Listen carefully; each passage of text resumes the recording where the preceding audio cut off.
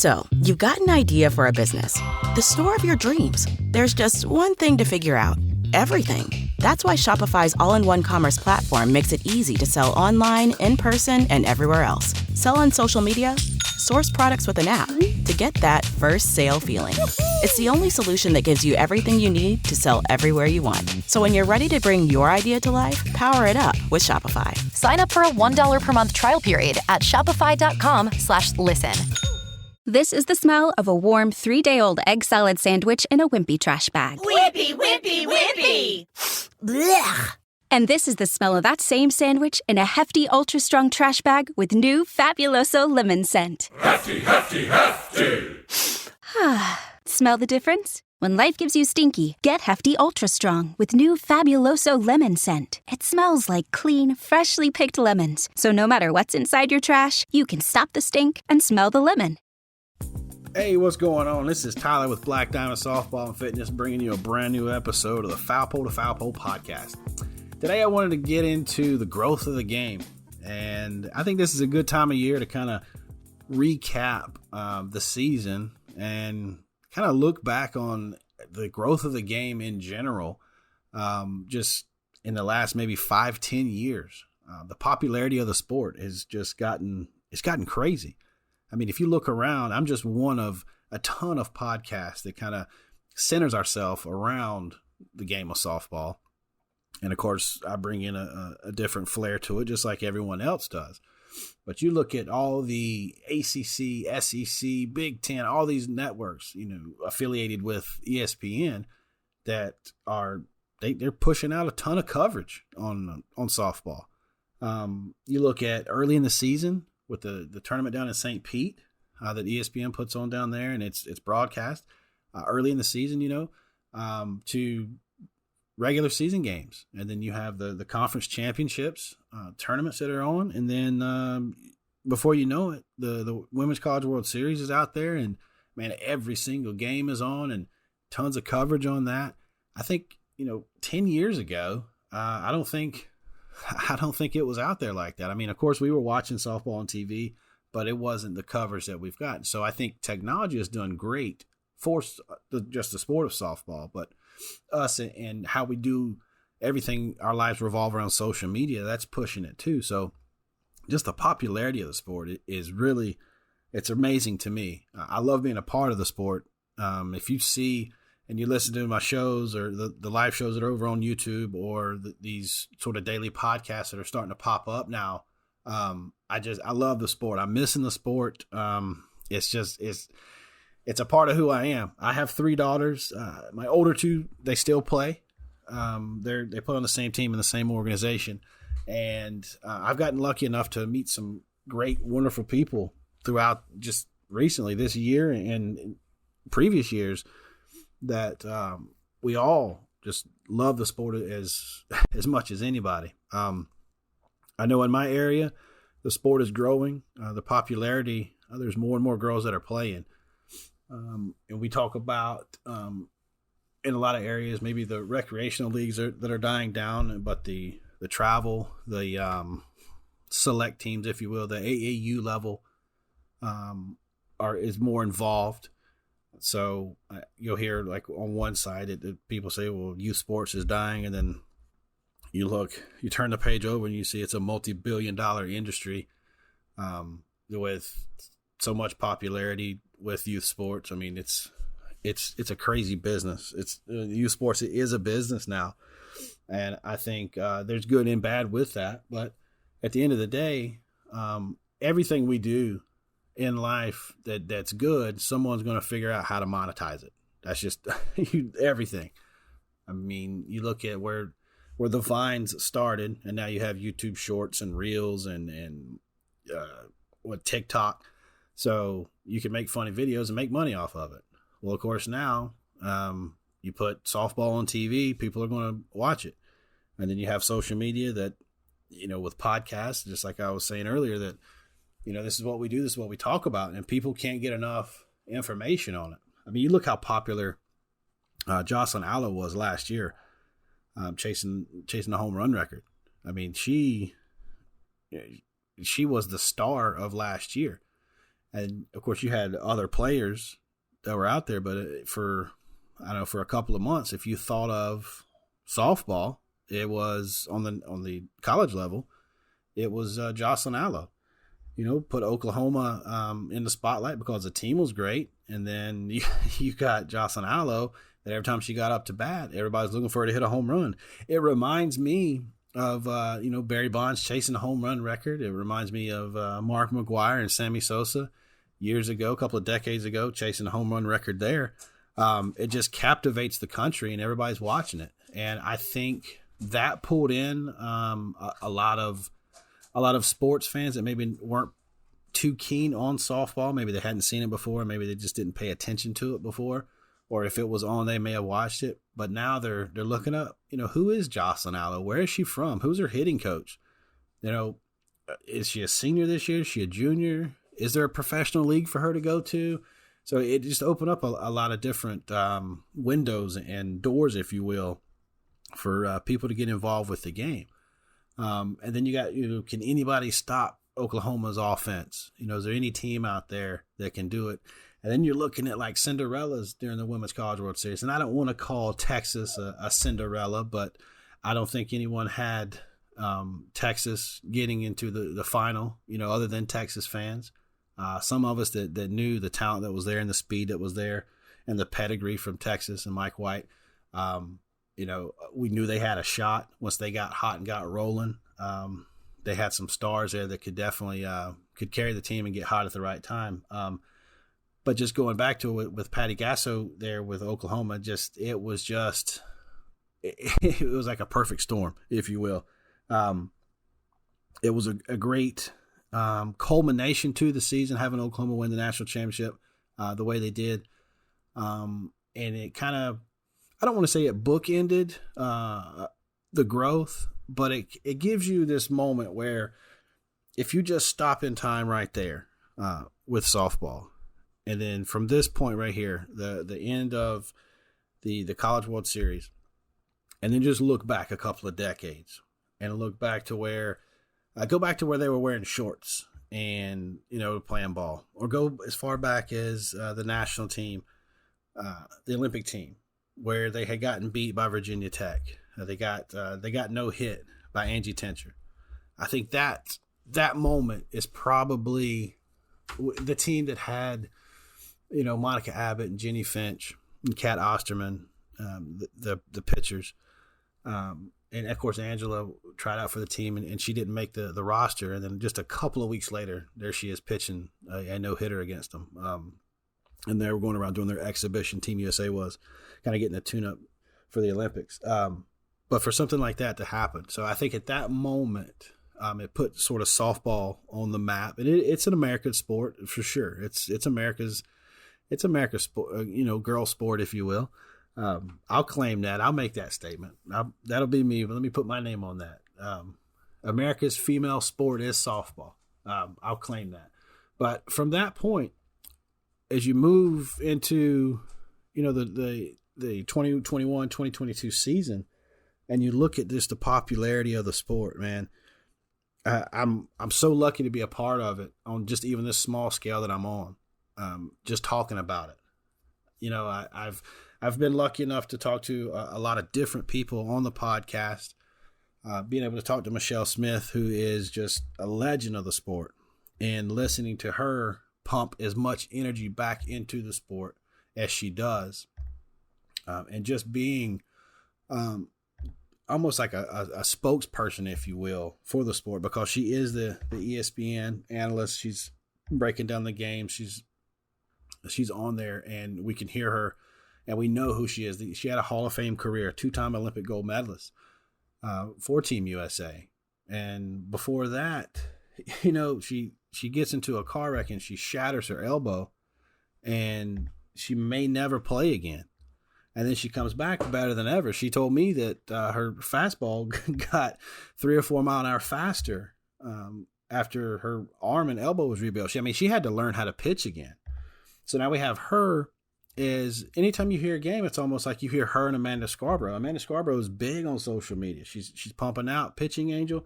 She's doing great with that. She has a huge following. There's a lot of people that pay attention to her.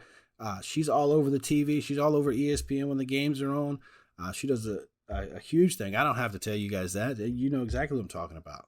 And then you have other people that are out there that are just as big influencers on the scene. And it's great. It just shows you that people are getting softball information out there because there's a market for it. If there wasn't a market for softball, then you wouldn't see it out there. We all try to get as much information out to as many people as we can. We try to be as accurate as we can with that stuff. You got online pitching instructors, hitting instructors. Good buddy of mine, Josh Cathcart, Hitting Done Right. He does baseball and softball. He'll do like these live drop-ins where he's doing hitting lessons with some D1 athletes. Either they are current D1 athletes or they've signed, they've committed, and they're going. And he's showing you what D1 athletes do in their hitting hitting lessons. He posts a lot of videos. It's on YouTube and Facebook. He's putting a lot of stuff out there, a lot of good information. He'll be the first one to tell you not everything he does will work for every athlete. He's giving you information out there that says, hey, if it works for you, let's do it. If not, okay, I get it. There's a lot of different ways you can go about, hitting a softball. It's the same thing you can do with baseball. You have ladies like Megan Rimblack from Meg Rim Softball. Every day I'm looking at a different drill or clip from her, trying to become a better instructor myself. She's great. She's very personable. I've had her on the podcast. She was talking about her career at App, being a middle infielder, having to move positions, having to do different things. And she's just taken this and said, you know what?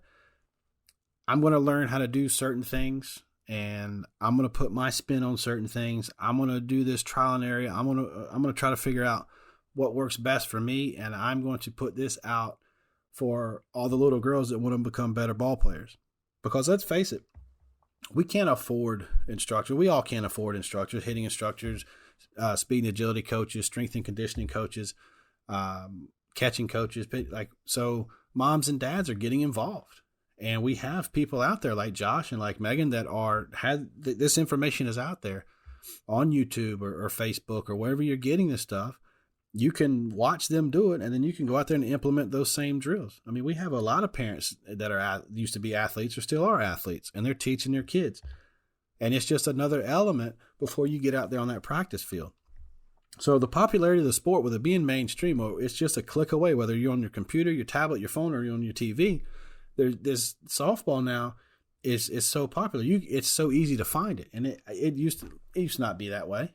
And I think it's going to continue to grow. The sport in general.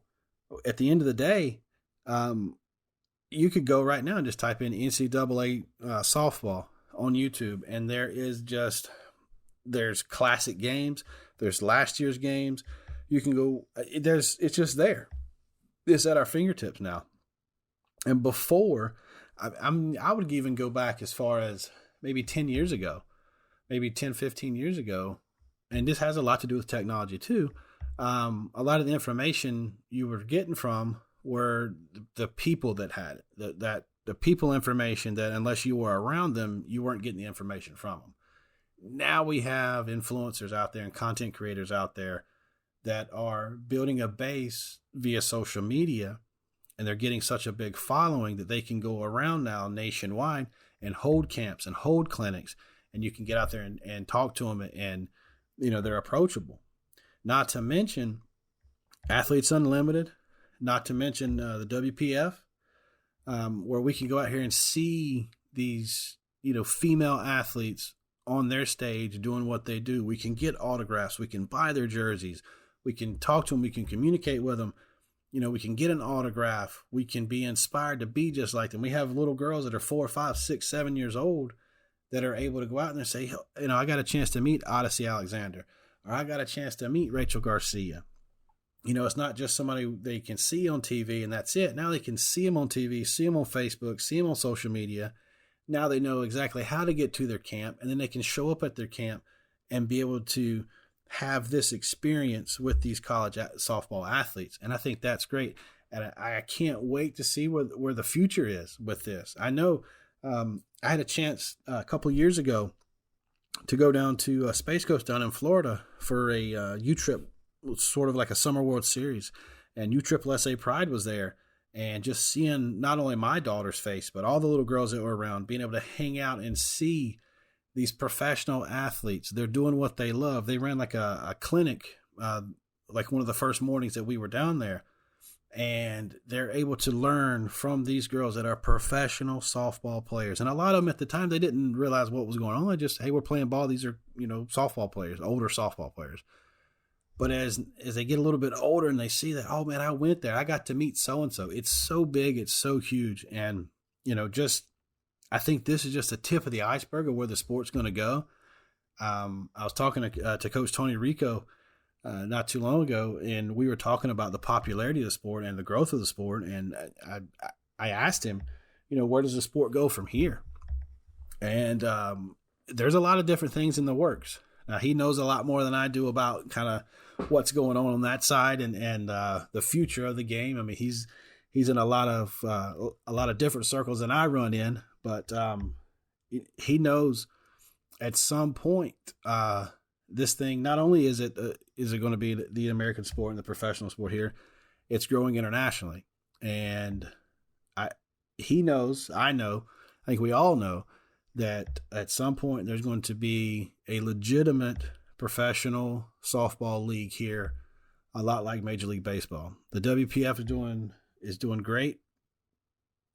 Laura Chamberlain's doing a wonderful job. She's the commissioner of growing that sport. There's a team down in Oklahoma City. There's a team down in Texas. I think it's in the Houston area. Brendan Phillips just became the franchise owner there not too long ago. So, every year it seems like we're moving in the right direction. Just like everything in life, it takes money. You're going to have to figure out the whole money side of it, because my whole argument is, how can you have a team that's down in Florida as a professional team and have a team that's in Washington State, and those teams be able to travel back and forth, because eventually the revenue that the team makes is going to be spent on travel expenses.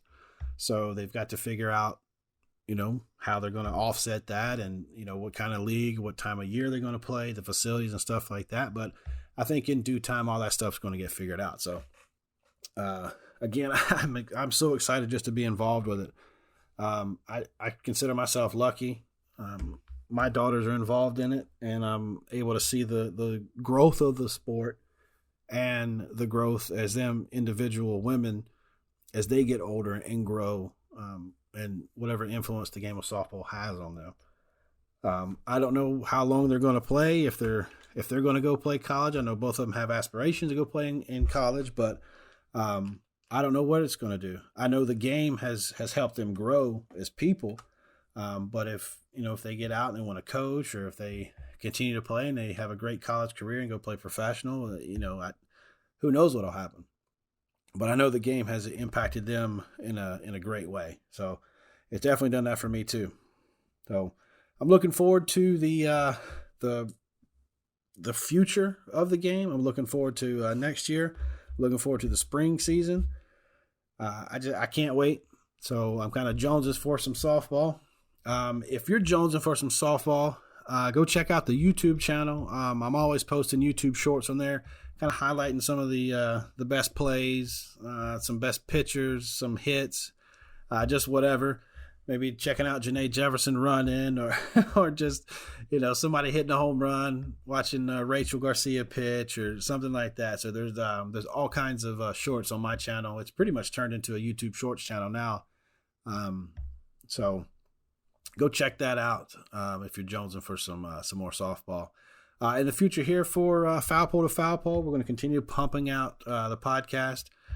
These little daily short ones, they're going to be out. Trying to do whatever I can. Like I said, whatever pops into my head. And I want to get that information out there to whatever. If you know someone that maybe likes this information, or if you know someone that just likes the softball podcast or whatever, make sure you share it. And then share it with a friend. And when you do, you tell them you love them.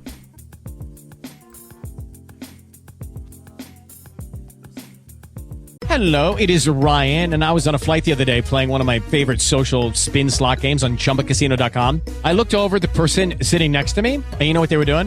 They were also playing Chumba Casino. Coincidence? I think not. Everybody's loving having fun with it. Chumba Casino is home to hundreds of casino-style games that you can play for free anytime, anywhere, even at 30,000 feet. So sign up now at ChumbaCasino.com to claim your free welcome bonus. That's ChumbaCasino.com and live the Chumba life. No purchase necessary. VGW. Void where prohibited by law. See terms and conditions. 18+. Judy was boring. Hello. Then Judy discovered ChumbaCasino.com. It's my little escape. Now Judy's the life of the party. Oh, baby, mama's bringing home the bacon. Whoa, take it easy, Judy. The Chumba life is for everybody. So go to ChumbaCasino.com and play over 100 casino-style games. Join today and play for free for your chance to redeem some serious prizes. ChumbaCasino.com. No purchase necessary. Void where prohibited by law. 18+. Terms and conditions apply. See website for details.